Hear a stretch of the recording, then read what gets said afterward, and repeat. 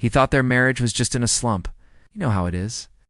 The initial spark fades, life gets busy, and you fall into a routine. He was Mark, and his wife was Sarah. For months, he'd felt a growing distance between them. The easy laughter they once shared was gone, replaced by a quiet, heavy tension.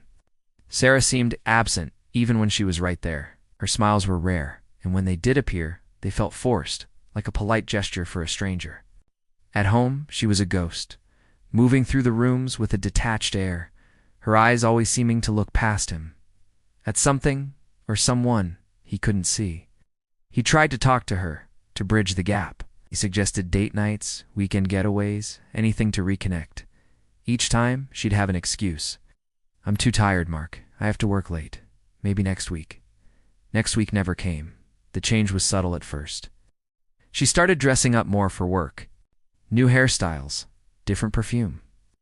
When he'd compliment her, she'd just shrugged and say, "Just feeling like a change." She spent more and more time on her phone, smiling at the screen in a way she never smiled at him anymore. If he walked into the room, she'd quickly lock the screen and put the phone down, her face becoming a neutral mask. He told himself he was being paranoid. He told himself it was just stress from her job. He wanted to believe it. He loved her.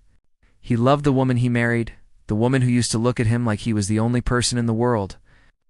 He just didn't know where that woman had gone. The loneliness was the worst part. Living in the same house with someone, sleeping in the same bed, yet feeling completely and utterly alone. It was a cold, creeping ache in his chest that never seemed to go away. One Tuesday afternoon, Mark got off work early. His boss let everyone go home a couple of hours ahead of schedule due to a system-wide computer update. He decided to surprise Sarah. He'd pick up her favorite Thai food, and maybe they could have a quiet dinner, talk, and try to find their way back to each other. He drove towards her office building, a sense of cautious optimism fluttering in his stomach. Maybe this was what they needed, a spontaneous, unplanned moment to break the monotony. He parked across the street from her office, planning to call her when he saw her leave the building. He watched the main entrance, a stream of people flowing out as the workday ended. He scanned the faces, looking for her. And then he saw her. She walked out of the building, and for a second, Mark's breath caught in his throat. It was Sarah, but it was a Sarah he hadn't seen in years. She was radiant.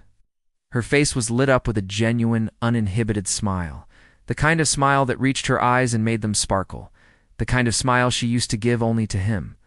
She was laughing, her head tilted back, a sound he hadn't heard in their silent home for what felt like an eternity.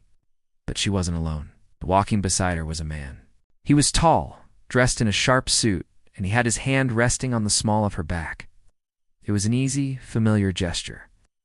As Mark watched, frozen in his car, the man leaned in and whispered something in her ear. Sarah's laughter bubbled up again, and she playfully swatted his arm. The sight was like a physical blow.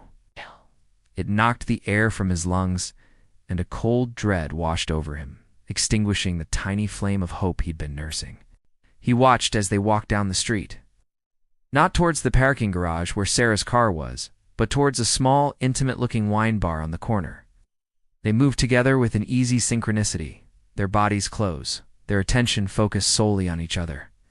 The world outside of their bubble didn't seem to exist. And in that moment, everything clicked into place. The late nights at work, the endless texting, the emotional distance, the new clothes and perfume, it wasn't for her own self-esteem, it was for him. He saw her wearing a smile she no longer showed at home, and he finally understood why. That smile wasn't meant for him anymore. She was living a different life, a life that he was no longer a part of. The Thai food he'd bought sat on the passenger seat, its aroma suddenly nauseating. He felt like a fool, a blind, trusting fool. He didn't know how long he sat there in his car, just staring at the wine bar they had disappeared into. It could have been minutes or it could have been an hour. Time seemed to warp and distort. The bustling city street outside his window was muted, the sounds of traffic and people fading into a dull roar in his ears. All he could see was the image of her face, glowing with the happiness she so carefully hid from him. It was a brutal, gut-wrenching realization. The problem wasn't that she was unhappy. The problem was that she was only unhappy with him.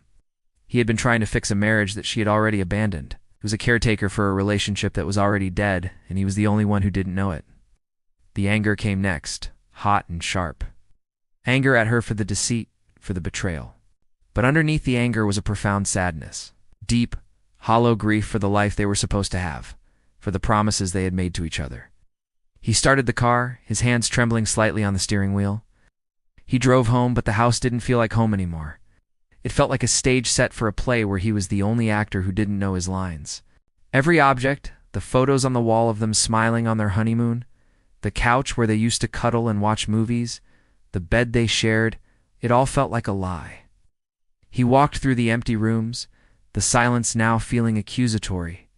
He thought about confronting her, imagined the shouting, the tears, the denials that would probably turn into justifications. But what was the point? He had seen the truth with his own eyes. He had seen her happiness. You can't argue with that. You can't fight a battle that has already been lost. That night, when she came home, she had that same tired, detached look on her face. "Long day," she mumbled, dropping her purse on the counter and avoiding his gaze. "Yeah," he said, his voice sounding hollow to his own ears. Long day. He didn't ask where she had been. He didn't mention the man, or the wine bar, or the smile. He just watched her, this woman who was his wife but also a complete stranger. He saw the faint traces of her dais, a slight flush on her cheeks, the lingering scent of a perfume that wasn't hers, the tiny, almost imperceptible curve at the corner of her lips, a remnant of a smile she'd left somewhere else. He was living with a ghost, a memory of the woman he loved. The hardest part was knowing she was out there somewhere, vibrant and alive and happy, just not with him. The question was no longer how to fix their marriage. The question was how to survive its end. And that night, sitting in the deafening silence of their living room, Mark had no idea where to even begin. He just knew nothing would ever be the same again. Thanks for listening. If you enjoyed this story, please like and subscribe for more.